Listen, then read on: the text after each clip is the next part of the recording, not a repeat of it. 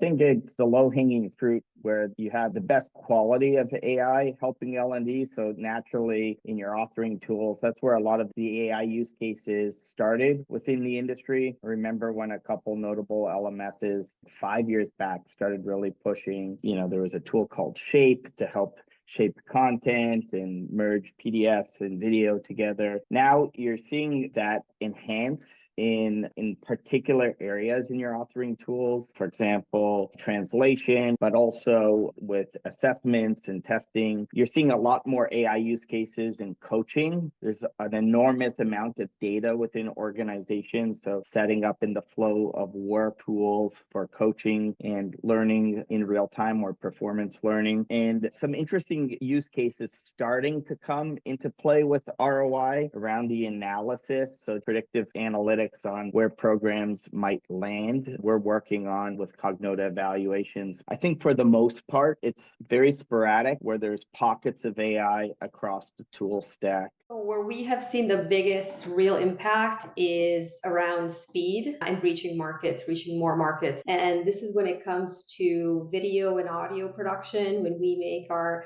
compliance training, no one really wants to sit through a lot of reading. We like to use a lot of video, a lot of audio, a lot of user engagement. And video usually used to take a really long time to make. It was really expensive. And we've introduced a lot of AI in the video production process and audio process. And while we're not all in on AI, we still use a mix of AI along with human in the loop. We've seen some amazing reduction in how much we spend, how much time it takes, bringing real value to customers.